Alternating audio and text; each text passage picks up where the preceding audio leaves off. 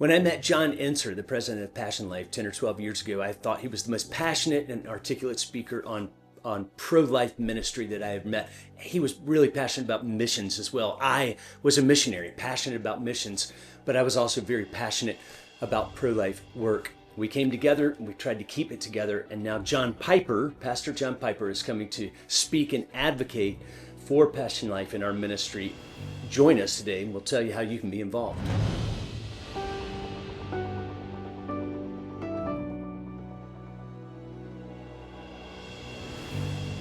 Hi, everybody. I'm Mark Nicholson, the Executive Director of Passion Life Ministries. If you don't know what Passion Life does, we go to the countries in the world that have the highest abortion rates and work with churches to get people involved at a grassroots level, saving moms and babies one at a time. Of course, I'm here with Passion Life's president, John Ensor, as usual. Hey, John. Good to see you. Great to be with you. Today, we got a great topic today, and it's exciting to talk about because we're going to be talking about Pastor John Piper and his passion for two things, both the sanctity of human life and for missions, world and global missions, making the name of Jesus Christ known and worshiped across the planet. Those are two things that really ring his bells and get him going. And I know you know that, John. You've talked about his passion for these very things. Yeah, and that's pretty much what we're all about. We're about bringing the sanctity of human life, the gospel of life, to the countries around the world, as you mentioned, that are most needy for a church mobilized to stand for life and rescue. So we've asked John to come and join us this summer at one of our regional dinners. You want to tell everybody about that? Sure. So he's agreed to come and speak on behalf of Passion Life. He's going to deliver a message on the marriage, if you will, or the crossover between sanctity of human life, the stopping of the shedding of innocent blood, abortion, and how that relates to missions. The two things that we're so passionate about. So Pastor John Piper is going to be coming to Georgia, to Atlanta area, to be speaking for us in July. And we're going to be talking a little bit more about the fact that event is going on. And if you're in the Georgia area, maybe you want to drop by, or we'll talk a little bit more about that in the future. Yeah. I definitely think that people should register for that event if they want to come, because the seating will be limited. But sure. John's had an influence on my life. I know he's had an influence on your life. And honestly, everywhere I go in the world, people are familiar with his writings in particular. I know that he's had some encouragement to you, especially in your early days thinking about missions. So why don't we start there? Tell us a little bit, Mark, about how he influenced your thinking and your behavior when it comes to world missions. I came along, John, at an interesting time in the trajectory of Pastor John Piper's ministry, in that he had already written a book in 1993. Now, that was the year that I graduated high school, John. 1993, I graduated high school. I was just waking up to my own call to missions from the Lord. And while I was in college, I discovered this book. It was the first exposure I had ever had to John Piper. This book is called Let the Nations Be Glad. And it is a book on the supremacy of God in missions, in world missions. And as someone who had been called to missions, I began to read this book. Here's the basic premise of this book. He says that world missions is the second most important activity that humans can engage in. And the reason it's the second most important activity is because the most important activity that humans can engage in is worshiping God. Yeah. And missions is the second most important activity that humans can engage in, because there are people out there who don't know about this God who deserves to be glorified and worshiped, and it's our job to go out there and tell them so that they will also do the most important thing that humans can possibly do, which is to worship God. It's a beautiful book, heavily quoted in missions. If you've been in missions for a long time, you've read this or heard about it. But another interesting thing was that around the turn of the Y2K, year 2000, John Piper was invited to speak at an event called Passion One Day 2000. And that was a one-day event where they had college students. I think there were 40,000 college students who came and camped on a farm outside of Memphis. It Oh, poured my. rain all the night before. They built a stage and they read the gospel from the stage like constantly, a wooden platform like they did in the books of Ezra and Nehemiah. But John Piper was invited to be a speaker at that. And I knew tons of people who went. It was college students, and I had just graduated college, and a lot of my friends went. I got a guy right down the street who talks about having been there for John Piper's seashell sermon.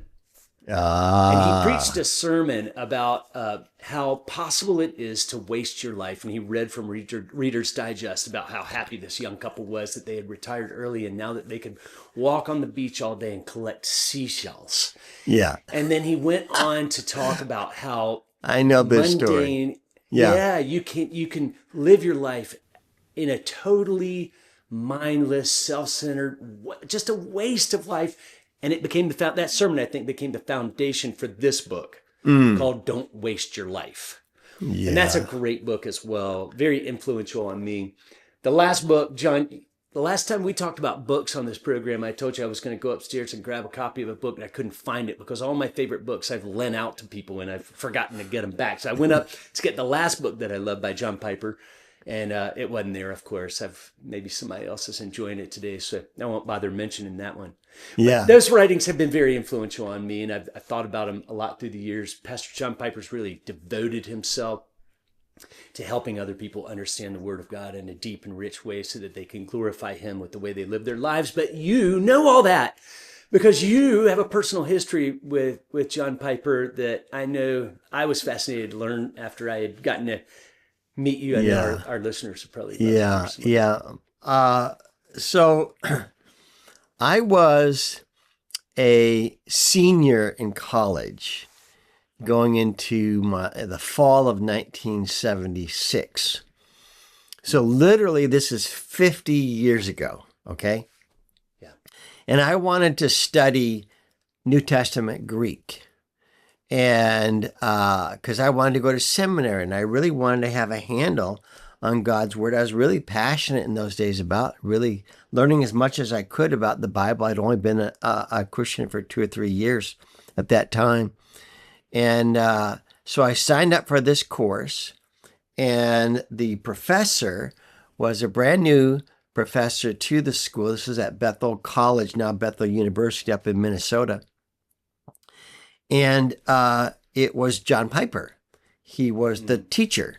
And he taught, I think, at least 2 classes in New Testament Greek that fall because I saw a young lady in the hallway during the fall of that year that really caught my eye.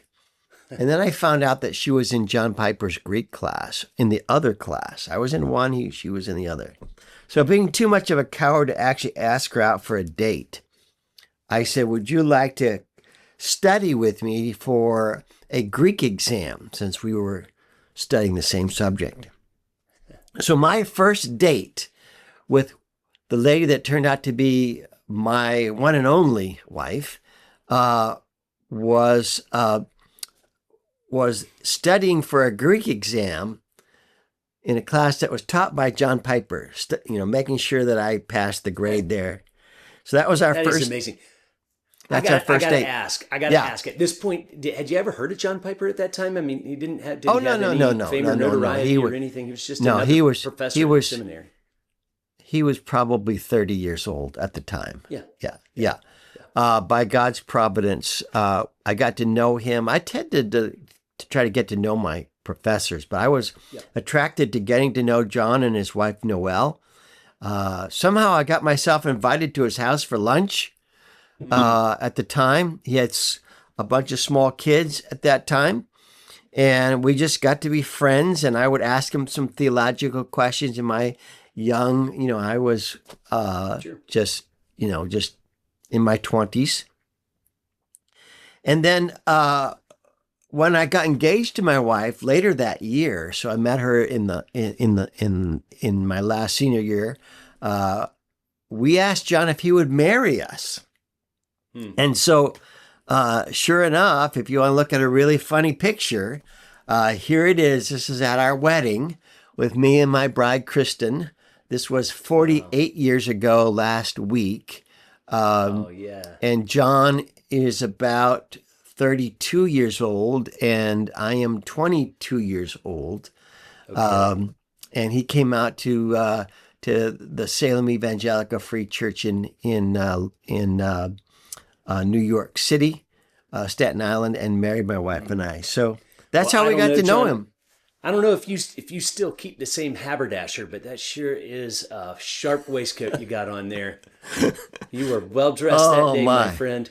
I'm just glad my hair wasn't even longer because if you remember, long hair was in.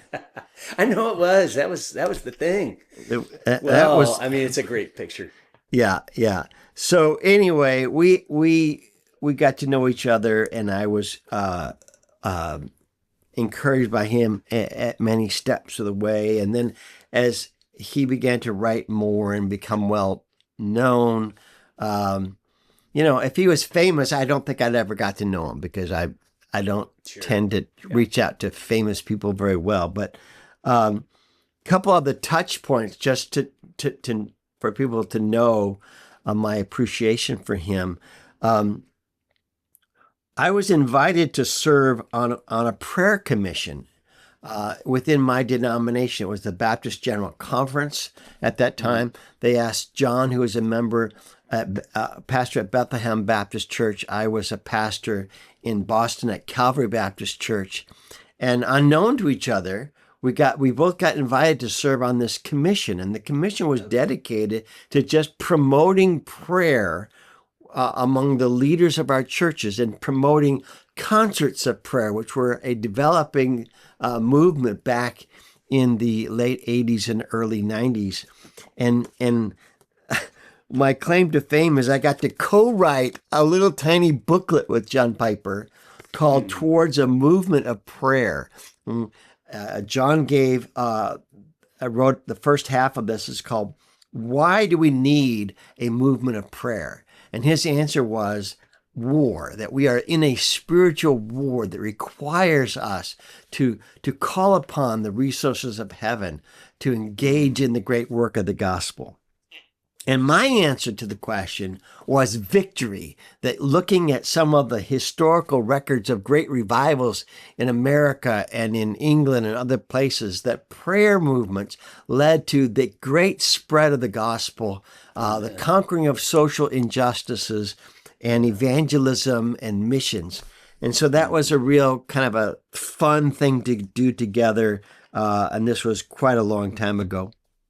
Fun. I guess I'll mention Okay. one last touch point, and that is that somebody once told me, they said, John, don't write a book until you're at least 40 years old. I think I got Oh. that advice when I was about 35. And I said, why not? And they said, well, you need to have some more life seasoning, no matter what your theology and your passions are, get some little seasoning. So when I was 39 years old, I was invited to actually write a book, and so I got started, and I published it when I was around 40 or 41, and John Piper was kind enough to do the foreword to that book. Yeah. Today, it's called The Great Work of the Gospel. It's available now as a free download. If you go to PassionLife.org, you can actually download that book and get it for free. And these are things that you just don't forget because it's a great opportunity, and it was very kind of him to do that. Um, but over the years, now 50 years later, I'm 70 years old. He's 80 years old, so we have a lot more perspective, and what we want to Yeah. spend our final days doing here is both clear Sure. to us. Well, you guys have been friends for a long time. I mean, you see him from time to time. Go over to his house. I think in the years that I've known you to visit up there with him some, and I think you did an interview with Lecrae a couple of years ago. Isn't that right? That you guys sat down together and did an Yeah, interview? yeah. This was probably 10 years ago. We were doing a video. People were just starting to make videos and everything back then. Yeah. So here's a picture of me sitting at a table with John Piper and the musician Lecrae, who was very, very popular at the Very. time. Yep. And we had a wonderful discussion there about abortion and God's forgiveness over abortion. And using our skills, whether it's music, whether it's writing, whether it's drama. We actually had to talk about how the arts enable us to help promote a message. Arts were actually very helpful during the abolition movement. That people would wear a pin with a black man on his knees saying, "Am I not your brother?" or something like that. Right. So Right. I remember seeing music, arts, poetry, and Lecrae in his music was defending the unborn. And so we had a discussion with John and Lecrae about the sanctity of human life. and it was a great interview. You can find that, Yeah. I think, on the Passion Life website. Yeah. Pretty easy to find. Yeah. Yeah. Yeah. Yeah. Well, we're going to look forward to having Pastor Piper come in next month, just in July, into the North Atlanta area. Again, we want to mention to folks, if you're in the area and you think you might want to be able to come that night, there's information about this on the PassionLife.org website, and you can register because as John here says, it's going to be limited seating. And we want to make sure that folks who really want to get to see him and hear what he has to say on behalf of Passion Life and this mission, get their chance. Yeah, I don't know what John's going to say. He's not going to tell me ahead of time, but I can tell you one thing. We've had numerous conversations, and I know this has been an important issue for John for many years, and that is how do you keep the supremacy of the gospel at the top of the list? Exactly. The gospel, the evangelism, world missions, as you mentioned it. And how do you do that without discounting the good works of mercy that the church has produced over the generations, from orphanages to hospitals to the development of Braille to the endless good works, including our good work, the sanctity of human life, saving babies. How do you keep those two in relationship? So maybe we could take a break, Mark, and when we come back, we can talk a little bit about how you and I do that a little bit. Does that sound good? Sounds great. The U.S. accounts for only 3% of the abortions that happen in our world each year, leaving 97% of the crisis before us as a world missions challenge. Would you join us in serving where the need is greatest? Passion Life, rescuing the most vulnerable where abortion is most concentrated. As I travel all over the world, people commonly ask me what they can say and do to help a mother who's in a pregnancy-related crisis. And I always say to them, be ready to speak up and show them the simplest of things. Show them what their baby looks like. We call this the Passion Life Tiny Baby. It's what you look like at 9 weeks of age, and it's available. You can find more information about it on our website. Welcome back. Today we're talking about Pastor John Piper and his influence on missions and the topic of abortion and the fact that he's going to be coming to a Passion Life event soon to speak. We're excited about that. John, why don't we relate that a little bit to what it is that the mission of Passion Life exists for?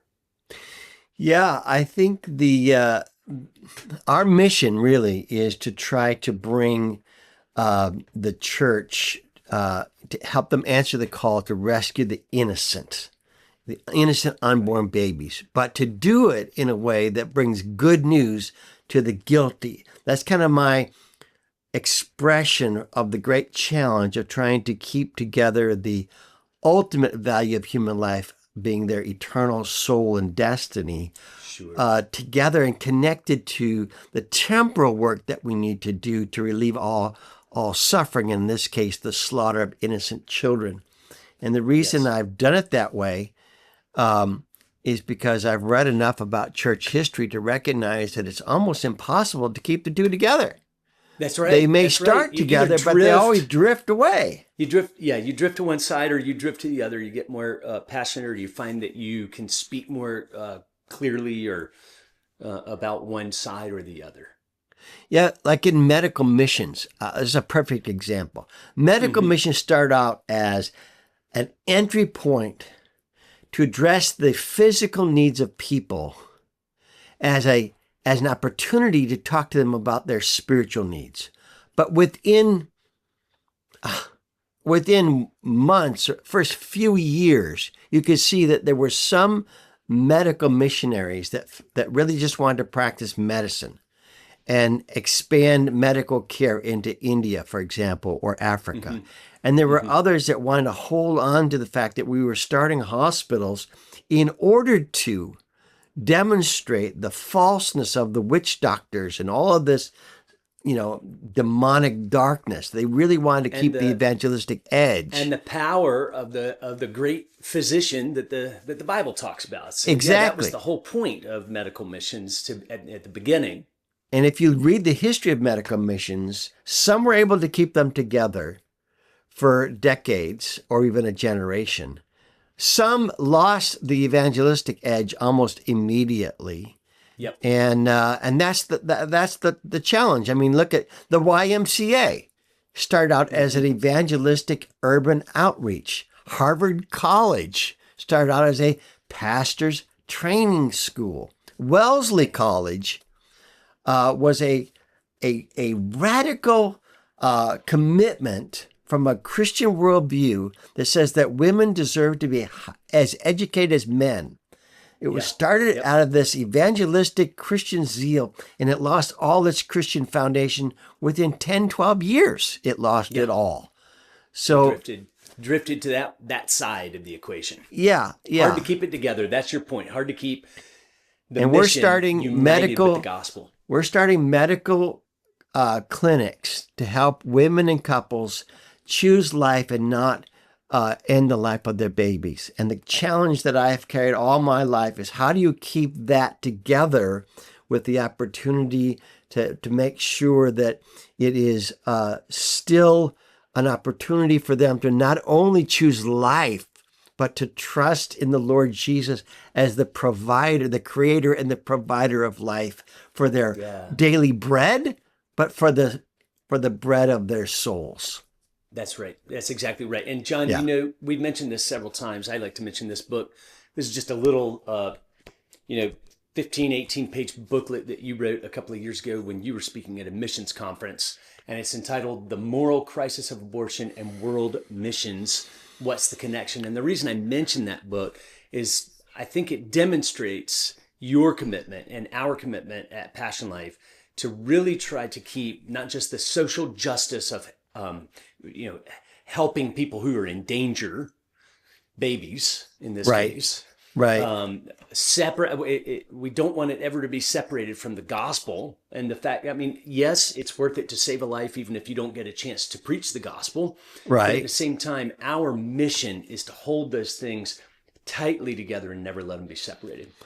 Yeah, and I think there is an imbalance on the other side of the equation. I mean, I'm familiar with some pro-life works that really it's almost a bait and switch. They say they're trying to help women have their babies, but they're really focused on how many times they can share the gospel or get a decision for life or whatever. That's right. And I've always felt a little uncomfortable about that because, again, the value of the unborn baby is valuable. And the story of the Good Samaritan doesn't have an evangelistic edge to it at all. That's right. If you are in a car accident and you're hot and your car's on fire and you got 3 kids in the back seat, it's valid and just and good and merciful to go in there and rescue you from dying. All by itself, it's legitimate. Without having to share the gospel to make it a valid thing to do. That's right. But I cannot help but believe that the Good Samaritan recovered and wants to know who saved him and why. And I can't sure. imagine my rescuing a family from a burning car and them not wanting to know why I would risk my life to do that. In other words, why wouldn't you want to bring in the gospel into the situation? Because the gospel really is what gives us a love for people who are in difficult situations. And that's part of the way we bring people to their first purpose in life. Well, it motivates us, and our whole method of intervening in people's lives or helping people who are in crisis pregnancy and serving them is really, for us, the starting point is just to open up the Bible and teach pastors how to take the lead well. And when pastors tell their people what the Bible says about the sanctity of human life, many of those people rise up and say, hey, I want to obey this. I want to get involved in this. I want to get out there and rescue babies. So the Bible and the theology leads to practical intervention in the case of PassionLife Ministries. And we're just really excited about And I would add this. God has orchestrated that. I would add this, that if you are in leadership, again, I think that John Piper is worth looking into as a model for what you might consider. John tried to keep abortion in the discussion without it becoming the dominant thing like it is in my life, because this is the focus of my work. But every year in January, as part of the Sanctity of Human Life, he would address the issue of abortion. So over 30 years, you've got 30 sermons. Anybody can go to their website, Desiring God, and look out those sermons. It's quite a list of extraordinary messages on the gospel of life and trying to keep... If I remember correctly, you provided one of those sermons not too many years ago at Bethlehem. I did. Yep. I did. You could probably find my sermon there unless they kicked it out of there. I don't know. But the point is keeping together. What God has joined together, let us not separate. That's the idea. And there's a temporal value to human life and human dignity, and there's an eternal value to human life and dignity. And you and I are committed in PassionLife to helping the church keep them together. And that's why I'm excited about John coming to speak in Atlanta. And I know we only got one more minute left here, but that's why I'm excited for him to come. Well, what are your closing thoughts? How would you encourage people to take what we've talked about here and take action? What would you say? I would say you might want to come to our event if you're in the Atlanta area, or at least let people know and pray. We have people who are sponsoring tables and introducing our work to others. They might need a sponsoring person. The tables are $700 per table. So you can give to this event if you can't come to it.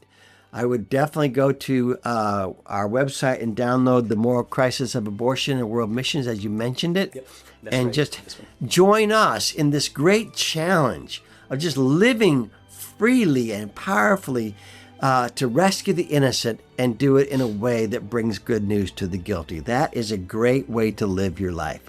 So go ahead and do that.